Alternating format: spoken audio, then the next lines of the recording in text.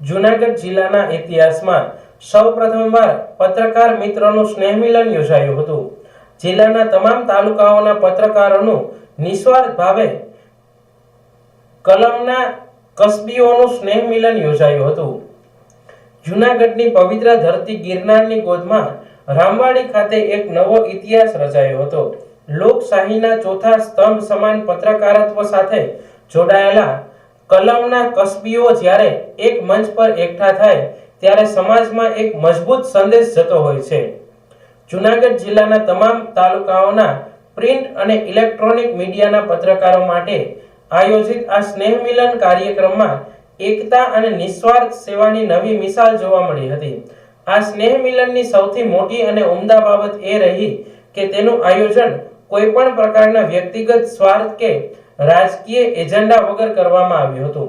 પત્રકારત્વના ક્ષેત્રમાં ઘણી સંસ્થાઓ કે સંગઠનો ચોક્કસ હેતુ સાથે મળતા હોય છે, પરંતુ આ મિલન સંપૂર્ણપણે નિસ્વાર્થ ભાવે યોજાયું હતું। અહીં કોઈ હોદ્દાની લાલસા નહોતી કે કોઈ રાજકીય પક્ષનો પ્રભાવ ન હતો। આ મિલન માત્ર પત્રકાર ધર્મ અને ભાઈચારાના પાયા પર મળ્યું હતું। જિલ્લાના તમામ તાલુકાઓના પ્રિન્ટ અને ઇલેક્ટ્રોનિક મીડિયાના પત્રકાર મિત્રોએ એકઠા થઈ એકતા અને ભાઈચારાનું અદ્ભુત ઉદાહરણ પૂરું પાડ્યું હતું। સ્નેહ મિલનનો એકમાત્ર ઉદ્દેશ્ય પત્રકારો વચ્ચે પરસ્પર સહયોગ અને આત્મીયતા વધારવાનો હતો। કાર્યક્રમમાં પત્રકારત્વના મૂલ્યો જાળવવા, સત્ય સમાચાર પીરસવા અને તાલુકા કક્ષાએ પત્રકારોને નડતી મુશ્કેલીઓ સામે સંગઠિત અવાજ ઉઠાવવા અંગે ગંભીર ચર્ચાઓ કરવામાં આવી હતી।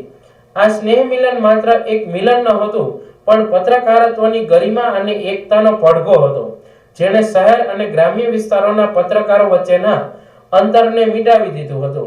આ કાર્યક્રમે સાબિત કર્યું છે કે જ્યારે પત્રકારો સંગઠિત થાય છે ત્યારે તે સમાજ માટે સત્યનો માર્ગ વધુ પ્રશસ્ત કરે છે। દિવસભરના રિપોર્ટિંગ અને દોડધામ બાદ પત્રકાર મિત્રો માટે સાંજ ખૂબ જ હળવી અને આનંદદાયી રહી હતી। આયોજનની સુંદરતા એ હતી કે પત્રકારોએ એક પરિવારની જેમ સમય પસાર કર્યો હતો। તમામ પત્રકારોએ સાથે મળી રાત્રિ ભોજનનો લાવો લીધો હતો। ભોજનના ટેબલ પર તાલુકાઓ અને શહેરના પત્રકારો વચ્ચે જે આત્મીયતા જોવા મળી તે ખરા અર્થમાં સ્નેહ મિલન સાર્થક કર્યું હતું। ભોજન બાદ મનોરંજનનો એક સુંદર દોર શરૂ થયો હતો। સંગીતના સથવારે પત્રકારોએ માનસિક તાણ હળવો કર્યો હતો। અનેક પત્રકાર મિત્રોએ સંગીતનો આનંદ માણ્યો અને આ સાંજને વર્ષો સુધી યાદ રહી જાય તેવી સંભારણો બનાવી દીધી હતી।